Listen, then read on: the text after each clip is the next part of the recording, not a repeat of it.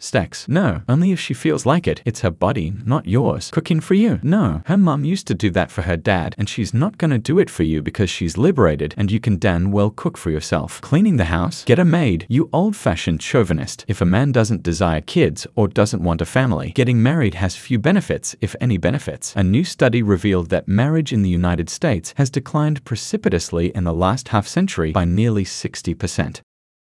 In a stunning revelation, the National Center for Family and Marriage Research, NCFMR, has unveiled a rather alarming statistic.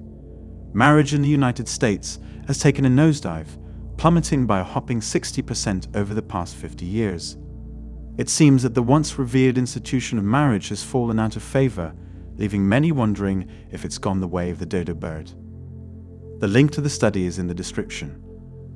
Gone are the days when marriage was considered a societal requirement, a rite of passage into adulthood. According to sociologist Andrew Cherlin from Johns Hopkins University, marriage has now become the last step into adulthood. It seems that the traditional sequence of events, marriage, cohabitation, and job acquisition, has been disrupted by the rising popularity of cohabitation and co-parenting. Apparently, the allure of tying the knot has lost its luster.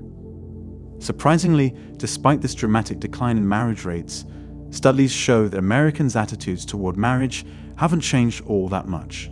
It's like being stuck in a time warp where people still cling to the idea of matrimony, even as fewer people are actually taking the plunge. Back in 1976, nearly 3/4 of seniors surveyed expressed an interest in getting married.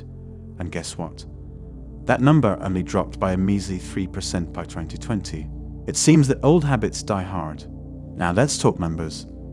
The NCFMR's research paper sheds light on the divergent marriage rates among different racial and ethnic groups.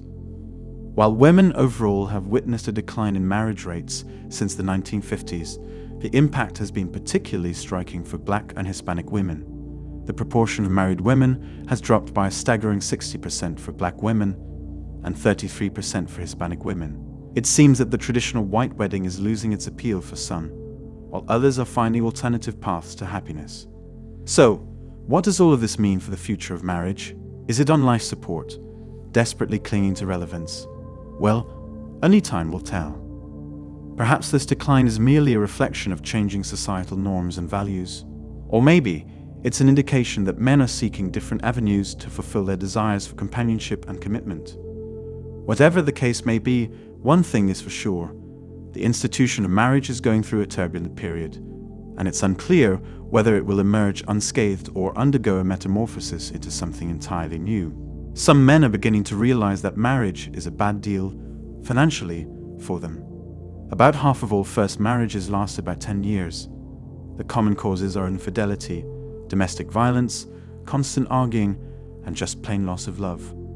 Now here comes the bad deal, and it's called children. In most divorces, the man gets hit hard in the wallet. He will most likely end up paying child support for many years, and usually the price is pretty steep.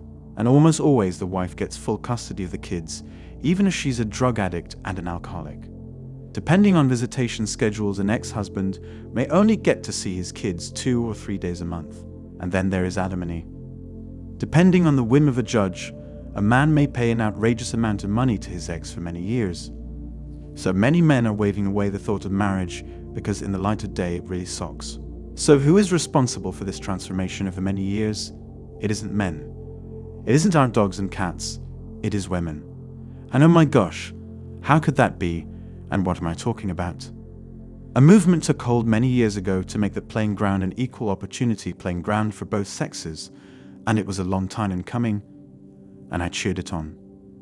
It was a rough start, but today women have the opportunity to be equal with men in education, professions, opportunities for upward growth and compensation.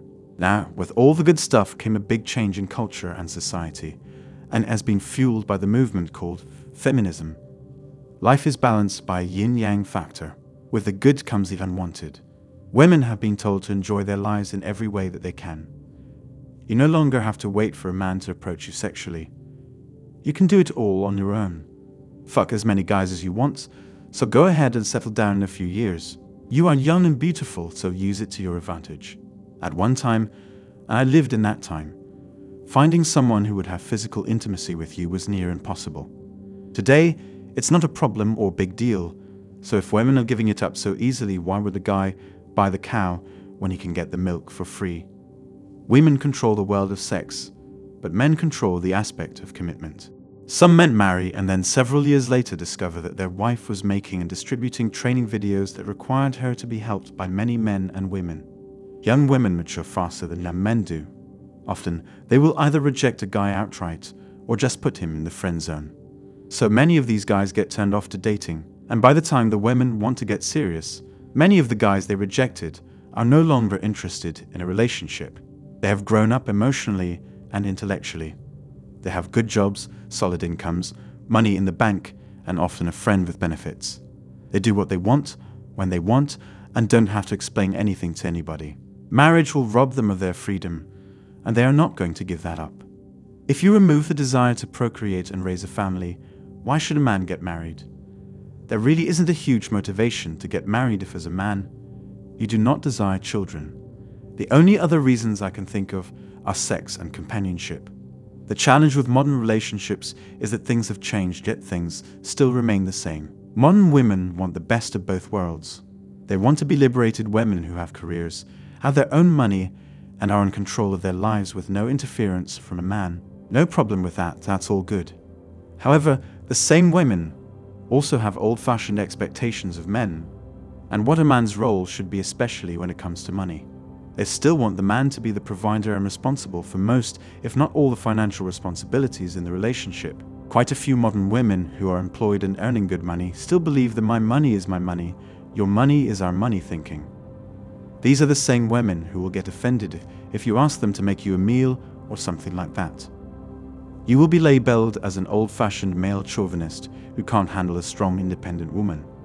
For a man, it's a no-win situation. You are supposed to be old-fashioned when it comes to paying bills, but new age when it comes to something like taking care of the house, cooking, cleaning, etc. A friend of mine who is in her 40s and unmarried recently posted a Facebook post saying something to the effect that a woman should never help a man pay rent. Doesn't matter who's earning more as far as she's concerned. It's a man's responsibility to provide a roof over the family's head. As a man, I have no problem with that.